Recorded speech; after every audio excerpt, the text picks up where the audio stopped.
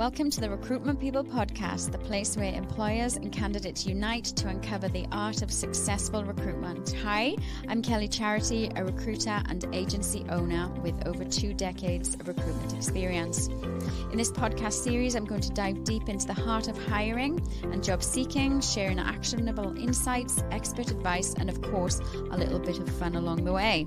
Whether you're looking to sharpen your hiring practices or navigate your career path, we've got you covered. So let's get started and unlock the secrets to recruitment success together. Hi everyone, welcome to the Recruitment People Podcast 16. I've got Simone Outteridge here from Steople. She's a consultant and Steople specialised in leadership development, workplace culture and organisational psychology.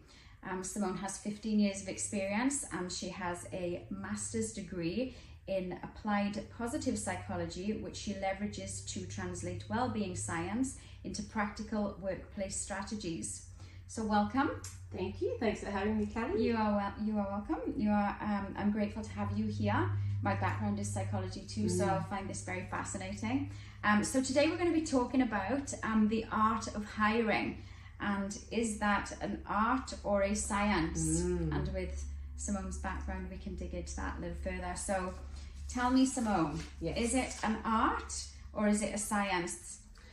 Well, I think the short answer to the question, Kelly, is that it's both. Okay. It's both an art and a science. And so the science part that we bring to it is often using something called a psychometric assessment.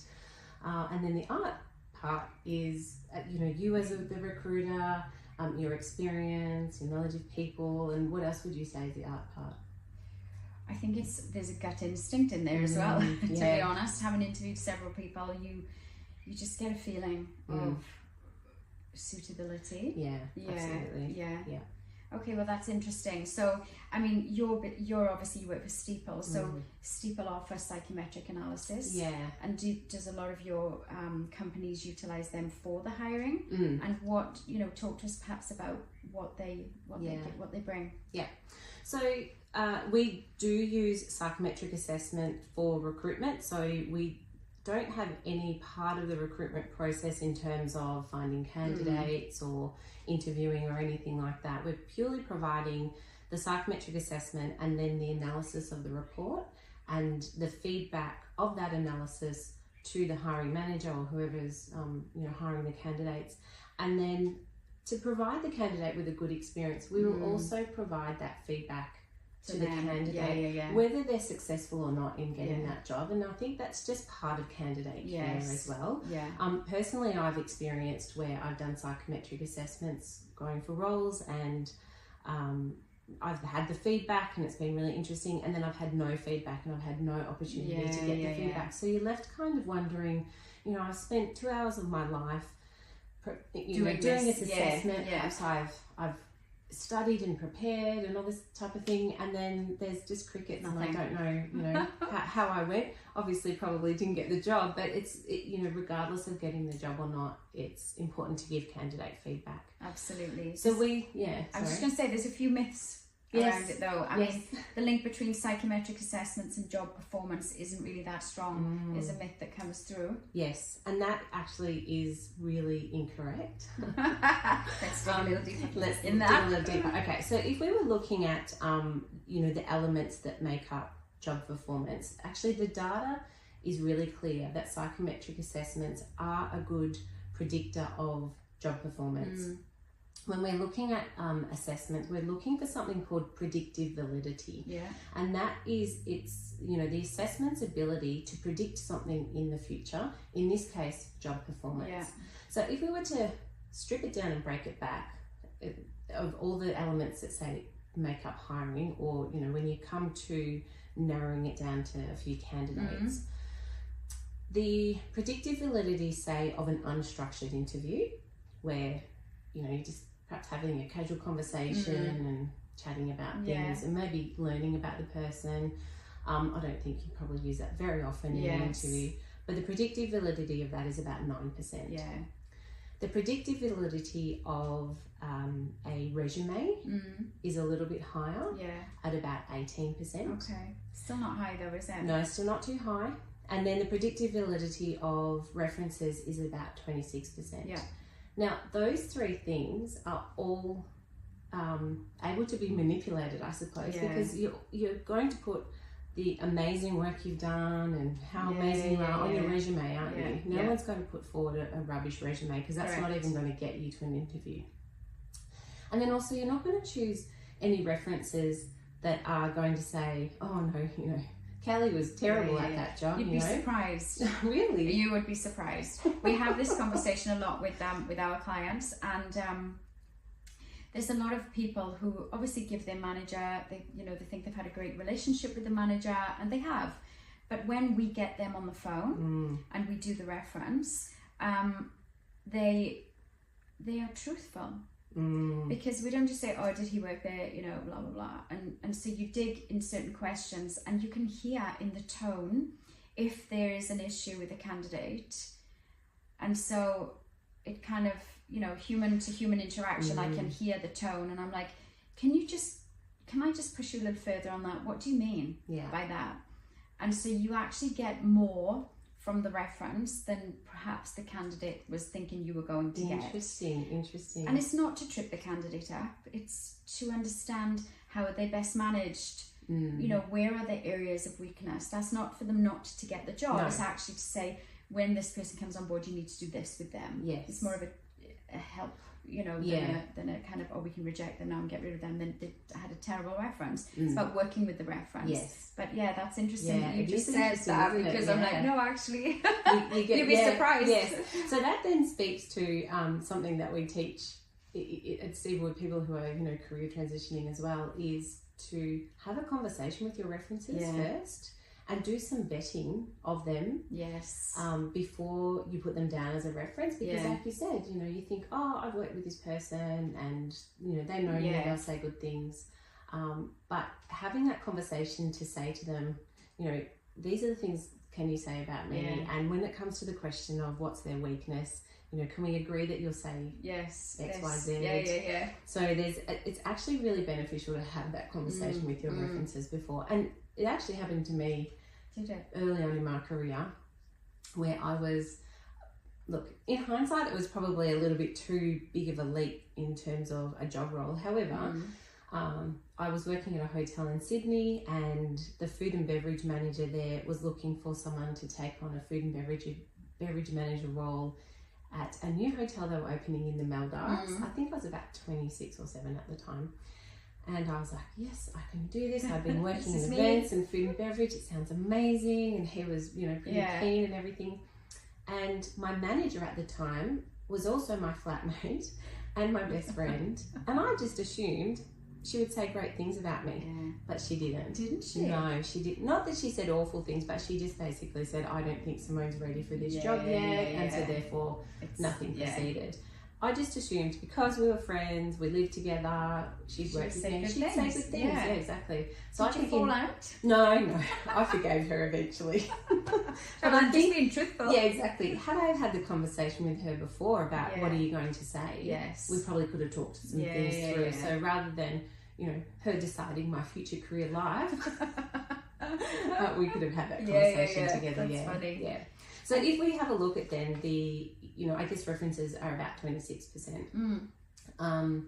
Then if we go to things like doing a structured interview, that gives you about a 51% predictability, validity. And then we get onto the psychometric assessment. So things like cognitive ability tests, and we'll give you about 51 as well. And then some personality tests, so not all of them, but like we at Steople use something called the Saville Wave, and that gives you a 59% predictive validity, which is very, very high. Yeah, that is high, Yeah, and so those things, you could almost, well, they're not really above the line, but they're less able to be manipulated, because it's, when you do, you know, obviously a structured interview, you've got your questions that you want to ask and guide the conversation with. When you're doing, say, a cognitive assessment, they're looking for things like, you know, how your brain functions.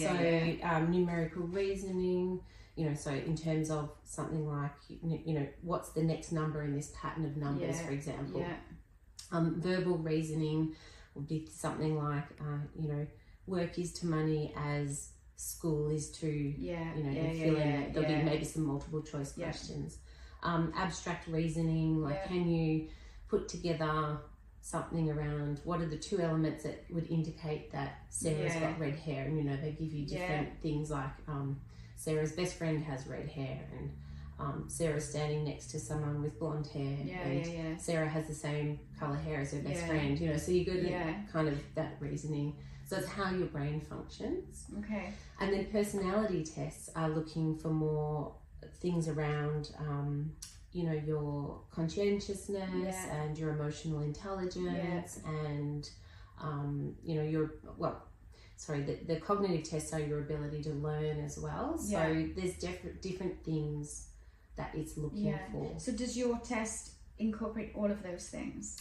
Yeah, so the Savile Wave test that we use is more around that for that personality. Okay. So it's looking for that conscientiousness, emotional intelligence, how you would interact with people and that type of thing. And in this test, it has what's called ipsative and normative factors. Okay. And so let me see if I can explain this right. So ipsative factors let me start with normative. Normative factors are where, your answers are kind of graded, for lack of a better word, against a data set of a normal group of people or a group of people. Yeah.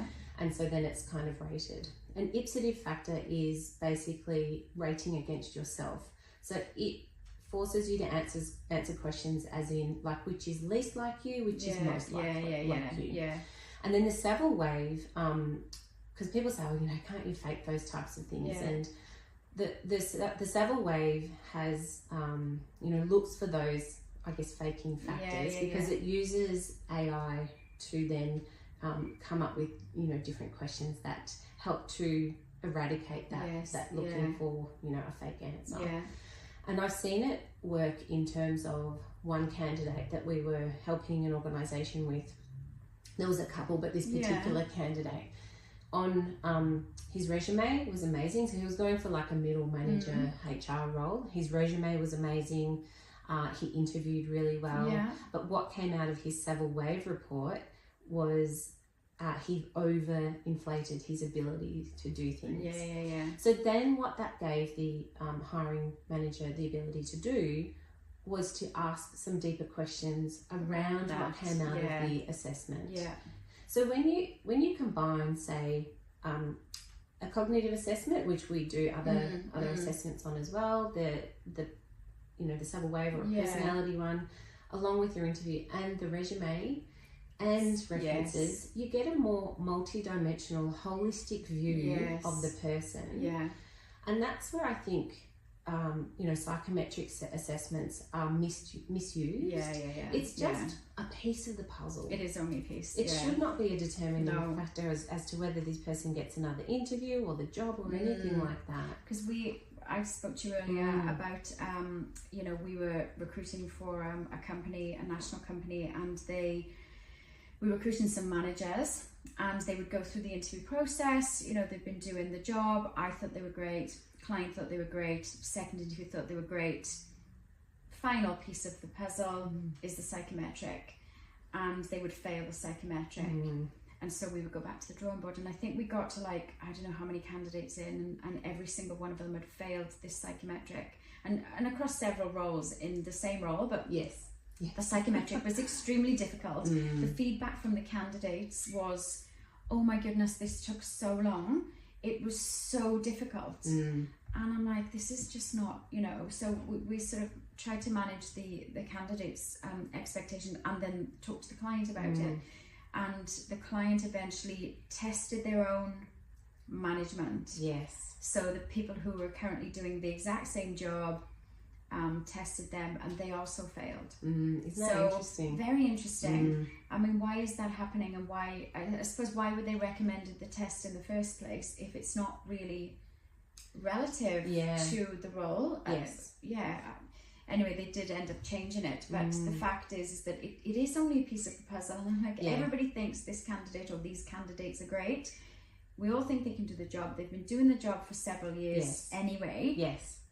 we can't just reject them on a psychometric. No, This is what was happening. Yeah. And so we had to, manage that expectation. So I suppose going to our myth number 2 is, are all psychometric tests the same? And you've just touched on that, but I'm not sure that they are the same because of that scenario, that they were failing to get the job because of that particular psychometric that was putting them through the ringer. Yeah, that's right. Yeah. And no, they're not all the same. And I mean, there's free ones you can do online and, all that type of thing. And at Steople, we only use evidence-based assessment tools.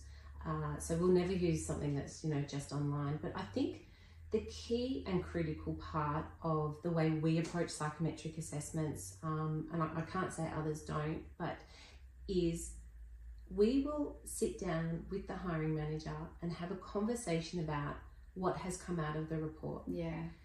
And we always reiterate the fact that this is not a deciding factor. Yes. And I think also when you bring that assessment in is really quite crucial to the recruitment process as well.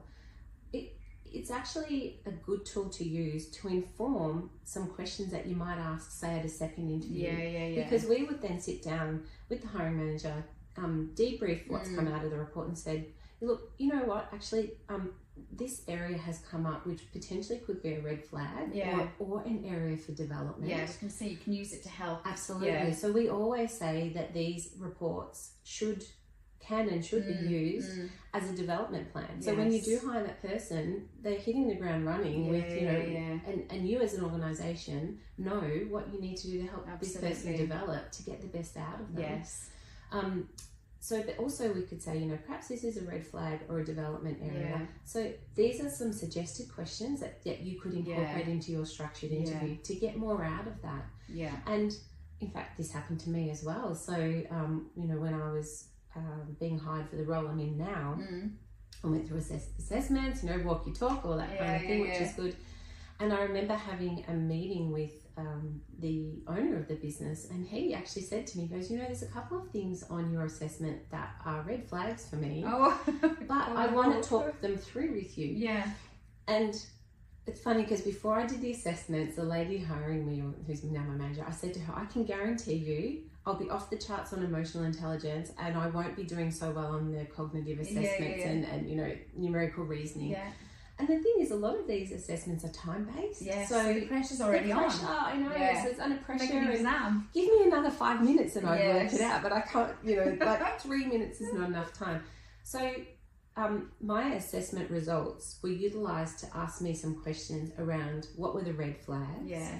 And then I could explain, I know I've got a deficiency in, say, numerical reasoning, but I've got strategies in place to help me with that. One of them is I'll go and ask, for example, my husband, who's an engineer, and he's good with this stuff. Yeah. So he can help me there. And I'd find people in my workplace who could support those, weaknesses or deficiencies, so to speak. It doesn't mean you don't get the job. Exactly. You can work with that. That's exactly right. Work with that. Yeah. So it's a piece of the puzzle because, the rest of obviously how I presented, the resume was good. So, and I think that is when a psychometric assessment is used well, not as a make or break. Yeah, it was definitely a make or break situation. I was like, why are we going through this process? It's just arduous. But we got there in the end. But I mean, another myth that we found earlier was psychometric assessments can kill your ability to create a diverse workforce and a healthy culture. Yeah, no, that's really not correct either. No. I think so as you would know, being hiring manager, and I'm sure it's something that you're aware of, maybe when you're outside of the organisation, it's easier to be more detached and discerning, I suppose. But if you're an internal hiring manager, we often get into, the area of groupthink or hiring people that are like us. Yes. Because it's easy, we get along well with them. We feel like it's easy to work with people that are like us. Yes. And sometimes it's an unconscious approach that people have too. So psychometric testing can actually support the diversity of thinking, diversity of approach. Because when we talk about diversity, we're not just talking about, gender and that type of thing. We're talking about the ways people styles think, and styles, experience, and exactly. So psychometric assessment can, again, it's that guiding tool that will, you know, help you see something about someone that maybe just an interview won't. There's actually a psychometric test which I quite rate.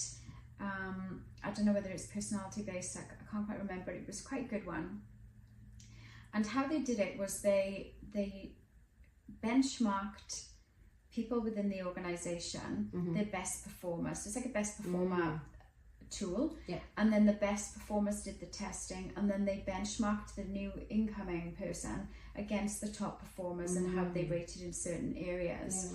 Which I suppose, based on what we've just said about diversity, if you're benchmarking the new person on the existing staff, that's going against what we're just talking about, right? Exactly. So that tool, which I actually thought was really good, because I thought, well, if you're using your top performers and now I can find you someone like them, we're winning, right? Are we? Maybe that's not. Right, exactly. So, you know, if you always do what you've always done, you'll always get what you've always got.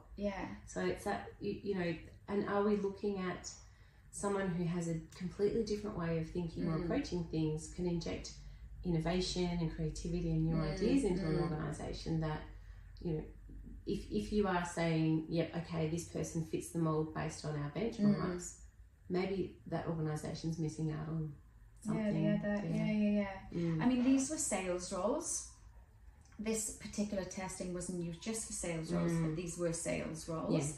And so I suppose, do you need a diversity in thinking and behaviours in a sales role, or do you just need top performers? Because I'm thinking actually it's beneficial for salespeople, but not for the rest of the workplace. So you would only use it for that rather than for your admin team and your HR team and your. Do you know what I mean? So it could be used for.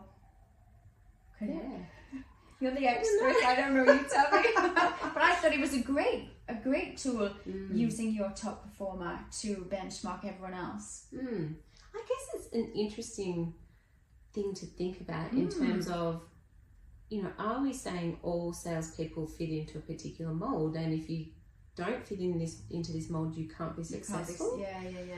I wonder if you know, someone comes along that gets great sales results, but the way that they do it is a bit different to the way that other people do it.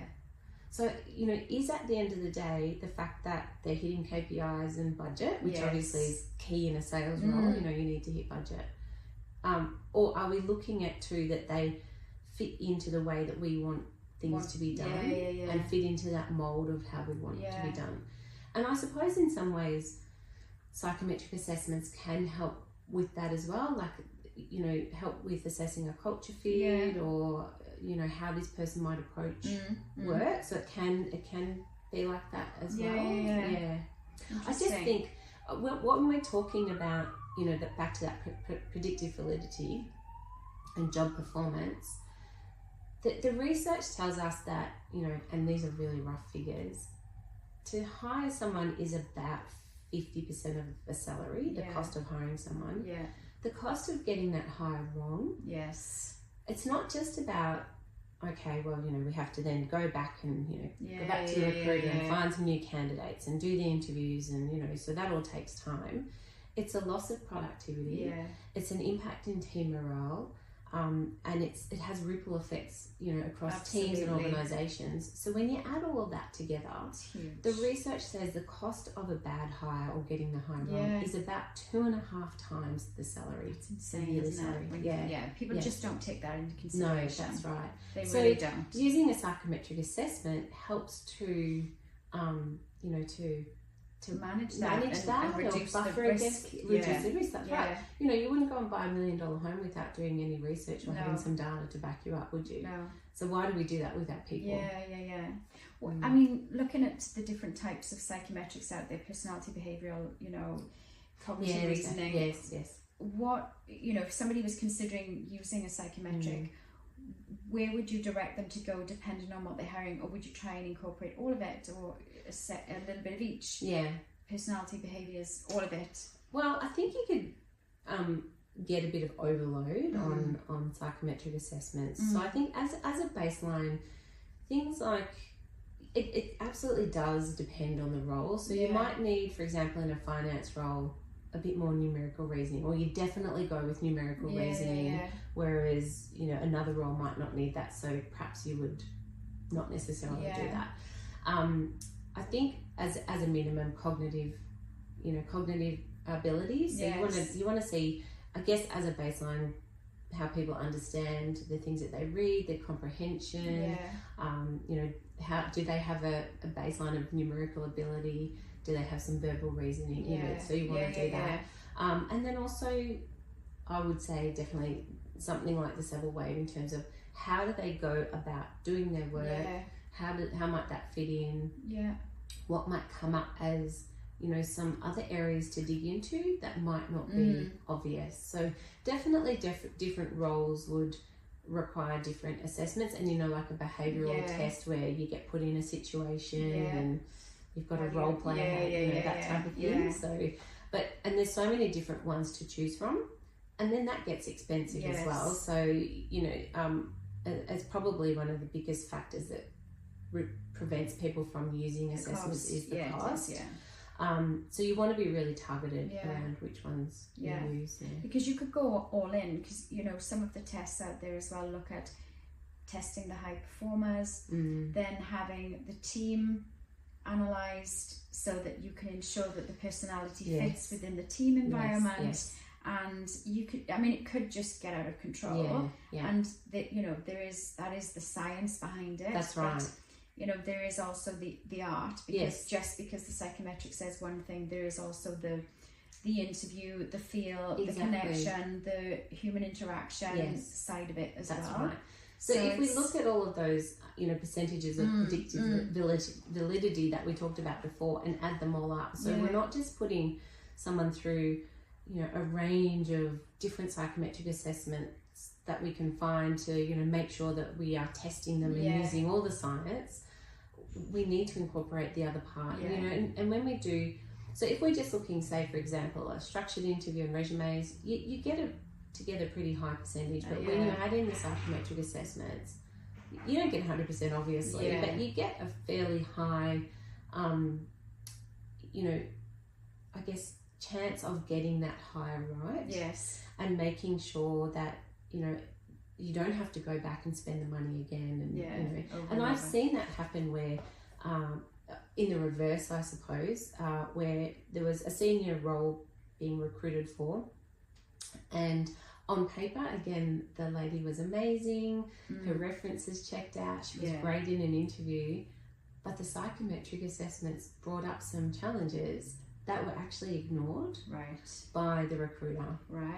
And then it turned into quite a big problem for that organisation, where this lady caused problems, and then they ended up having to go to court. So if they had have used the assessment and just, you know, dug a bit deeper with the information that they had, who knows, they may not have revealed anything, I don't know, but you know, the fact that they ignored what came up on that assessment because she was like so amazing, and, you know, the gut instinct was being used quite a lot with that recruiter. I think, you know, sometimes it can backfire. We actually placed an operations manager into a role, and they didn't use psychometric analysis. I mean, often we're guided by our clients as to whether, you know, we're going to use psychometrics or not. And they didn't want a psychometric, so we did the interview, and the guy was great, really good skill set, you know, interviewed well, started in the role, and the personalities didn't work. So, you know, the client called and said, you know, great, like, love the guy, really good at the job, but the two of them just did not work well together. And so how can you even identify that in a psychometric? That's about matching their personalities, which is difficult to do without psychometric testing him and the candidate and making that match. But we hadn't done the psychometric, so we ended up getting a mediator in to talk to both the hirer and the employee, to talk about where is the breakdown, because ultimately as a recruiter we want it to work. the hiring manager wanted it to work. Yes. They knew the candidate was a good candidate, but they just couldn't get it mismatched. Yeah. And after the session, I think they had 2 sessions, their communication with each other was different. They adapted to each other's personalities. And it worked out really well, because I was obviously sweating for a little while, thinking, oh my goodness, this isn't going to work out, but it did, and the guy was there probably for about 4 or 5 years. Wow, so fantastic. So it's definitely an art and a science. Definitely, for sure. yes, yeah. And I think, I mean, that potentially brings us to a whole another podcast topic on understanding people's thinking styles and the way they approach things, and why sometimes there's challenges within a team, and how communication and self-awareness and awareness of team can just smooth out so many bumps. And but that's something Steople go in and talk about in the workplace as well. I know this is another topic, guys, but just that is what definitely you guys do. It's organizational side. Organizational development, and we are organizational psychologists and organizational development specialists, and one of the tools that we use quite a lot is called HBDI, and it's thinking styles, and it's like, I love running those workshops because it's just like light bulbs going off everywhere for people, and people feel seen, and then they're like, oh right, okay, now I know how to approach you and have a better conversation, and how we can work better together and more effectively, and people sometimes in a team, that team dynamic, sorry we're going off point there, the team dynamic situation where you think somebody's just difficult, but it's because your communication styles are different. So they're not difficult people, they're just can't get on the same wavelength. Exactly right. We're going to have another topic on this. Let's do it. So is there anything you want to add to that? I mean, my conclusion is it's definitely a combination of both. Yes, absolutely, definitely a combination of both. And I think in terms of like the investment part of it, it's definitely not going to be affordable for all roles or all hires people or all hires. I mean, in an ideal world, we would say absolutely do it with everybody, only because it gives you another piece of the puzzle to to get that hire right. But when we think about recruitment, is it an art or a science, and that it's both, it's not just about getting the right person in the job. It's about I guess in some ways securing your organizational future and making sure that you've got the right people in that organization to help you take the business where you want it to be. And so so it's I guess it's a really crucial step to take, and I saw it just yesterday on LinkedIn, someone who's a HR manager that I know post to say that recruitment is the riskiest thing that you'll do as a manager. And so psychometric assessments help reduce that risk. For sure.